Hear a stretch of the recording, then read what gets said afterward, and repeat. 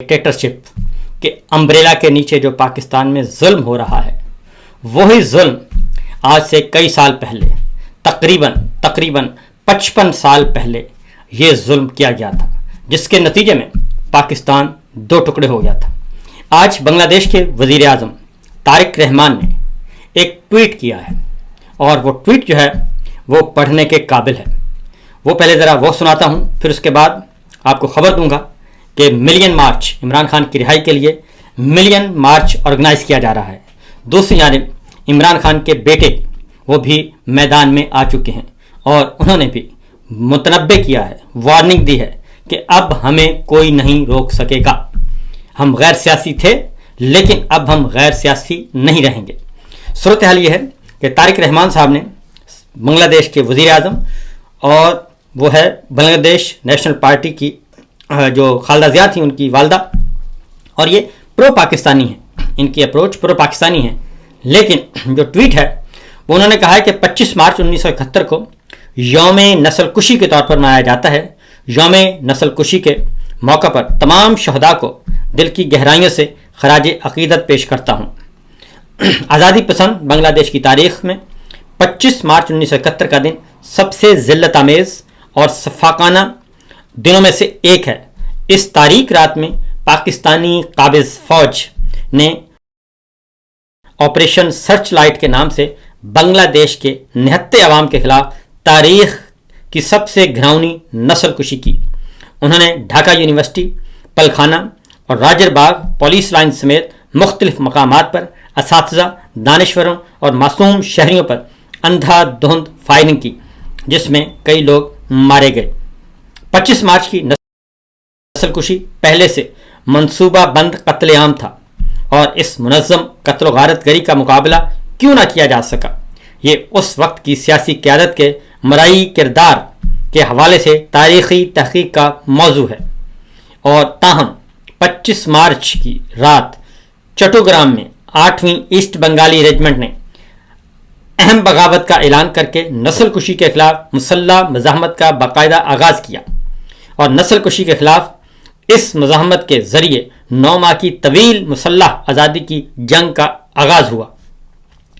तारिक रहमान बांग्लादेश के वज़ीर आज़म लिखते हैं कि मौजूदा और आने वाली नस्लों तक आज़ादी की अहमियत और अहमियत को पहचानने के लिए 25 मार्च की नस्ल कुशी के बारे में भी ये जानना ज़रूरी है। आइए हम सब मिलकर रियासत और मुआशरे में अजीम जंग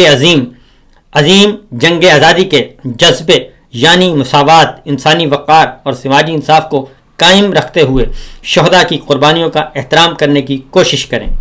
आइए हम एक मुनसिफाना, तरक्की याफ्ता, खुशहाल, खुद इन्हसार और जमहूरी बांग्लादेश की तामीर के लिए मिलकर काम करें।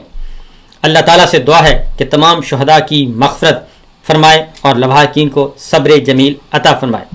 25 मार्च को यौम नस्ल कुशी के मौका पर मैं इस दिन को मनाने के लिए मुनक़दा तमाम प्रोग्रामों की कामयाबी की ख्वाहिश करता हूँ।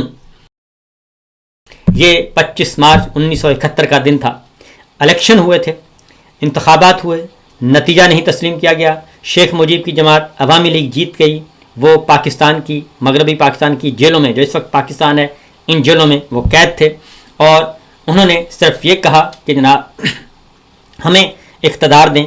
और हम जीत चुके हैं और हमें इंतज़ाम उमूर ममलिकत चलाने दें। लेकिन याहिया खान और भुट्टो साहब यहाँ दोनों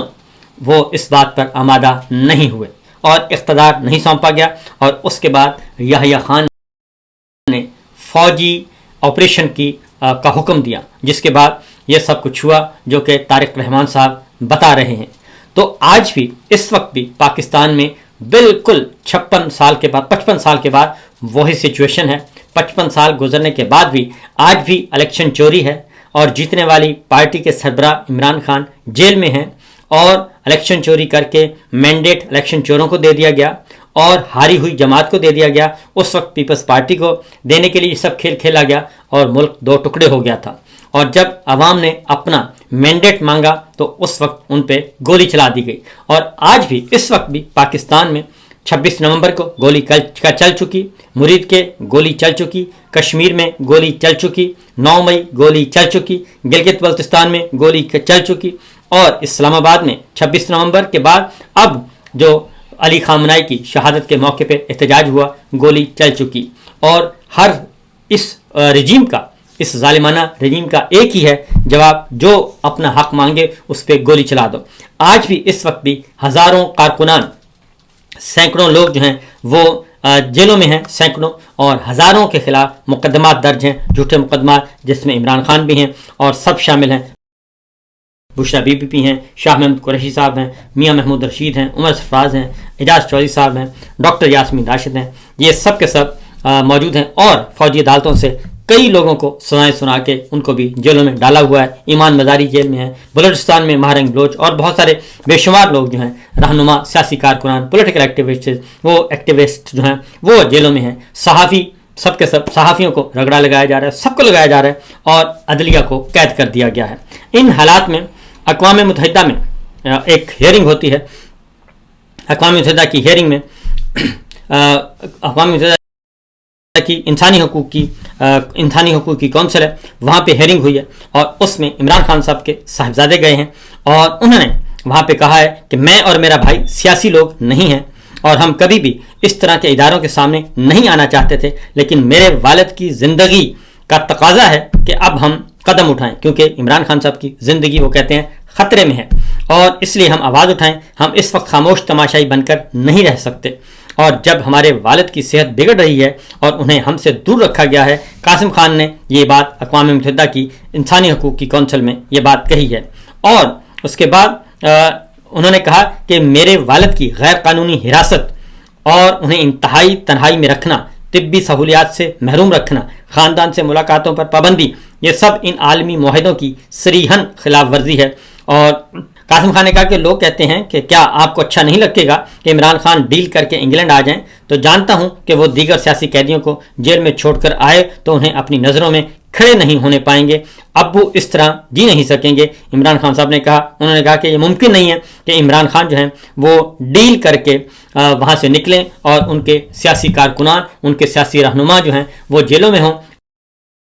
اور وہ انہیں کہا جائے کہ آپ انگلینڈ چلے جائیں۔ اور انہوں نے کہا کہ عمران خان ایسی شخصیت ہیں کہ وہ اپنے آپ میں اس فیصلے کی وجہ سے اپنے آپ میں وہ مر جائیں گے، یہ برداشت نہیں کریں گے، وہ پہلے بھی کہہ چکے ہیں۔ اب عمران خان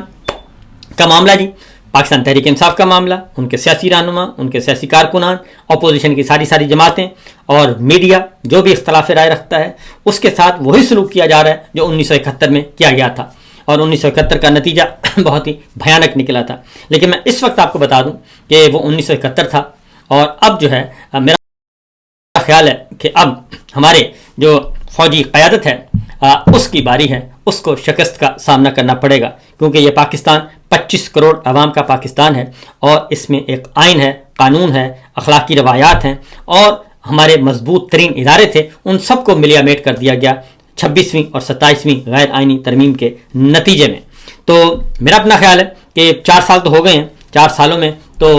پہلے جنرل باجوہ اور اس وقت فیلڈ مارشل یہ بہت تگ و دو کرتے رہے کہ شاید کوئی اس طریقے سے مسئلے حل ہو جائیں اور صورتحال کو قابو پا لیا جائے، تو ابھی تک تو ایسا ہے کہ ابھی تک تو قابو نہیں پایا جا سکا۔ کبھی یہ ادھر بھاگتے ہیں، کبھی ادھر بھاگتے ہیں، کبھی یہ واشنگٹن کے در پہ حاضری دیتے ہیں، کبھی یہ ہمارے بردر اسلامی ملکوں کے در پر حاضری دیتے ہیں، اور صورتحال یہ ہے کہ پاکستان میں اس وقت غربت، مہنگائی، بے روزگاری ہر عروج پہ ہے، اور لیکن یہ پولیٹیکل وکٹمائزیشن سے باز نہیں آ رہے، انسانی حقوق پامال کیے جا رہے ہیں، ان سے یہ باز نہیں آ رہے۔ اب آتے ہیں ذرا آج پاکستان تحریک انصاف کی لیڈرشپ اور وزیر اعلیٰ خیبر پختونخوا سہیل خان آفریدی صاحب نے بھی اور شفیع جان اور دیگر رہنماؤں نے ایک پریس کانفرنس کی ہے، اور انہوں نے بھی اپنے لائحہ عمل کا اعلان کیا ہے،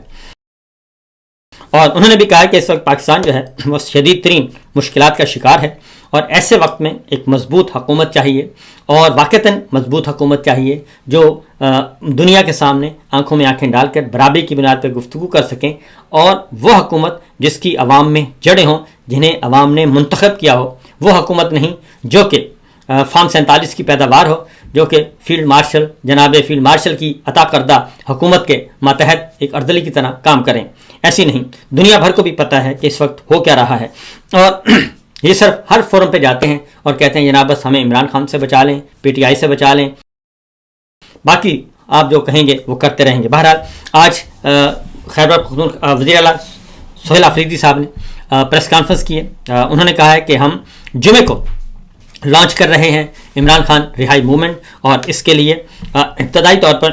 1 لاکھ لوگوں کی رجسٹریشن ہو چکی ہے. ہمارا ٹارگٹ ملین مارچ کا ہے، اور 72 کیمپ ابتدائی طور پر لگائے جائیں گے خیبر پختونخوا اور دیگر میں، اور ان 72 کیمپوں میں عمران خان صاحب کی رہائی کے لیے منظم انداز میں کوشش کی جائے گی، اور پھر اس کے بعد اس کو بڑھا کے لاکھ کو 10 لاکھ تک لے جایا جائے گا، اور ملین مارچ تک اس کو پہنچایا جائے گا. تو ملین مارچ کی تیاریاں کی جا رہی ہیں. عمران خان کی رہائی اولین شرط ہے، اور اس وقت ادروائز بھی جو سب سے زیادہ امپورٹنٹ بات ہے وہ یہی ہے کہ ایران عراق امریکہ جنگ، ایران اسرائیل امریکہ جنگ، پاک افغان جنگ، ان ساری صورتحال میں پاکستان معاشی طور پہ تباہ حال. ایسے حالات میں پاکستان کو ایک مضبوط حکومت کی ضرورت ہے، اور ہماری جو موجودہ لیڈرشپ ہے، یا وہ فوجی ہے یا سیاسی، ان کا عوام سے کوئی تعلق نہیں ہے. وہ عوام سے کوسوں دور ہے اور دور بھاگتی ہے، اور اس طرح سے کچھ نہ کچھ جو ہے وہ دال دلیا، ان کا سارا انحصار واشنگٹن کو خوش رکھنے میں ہے.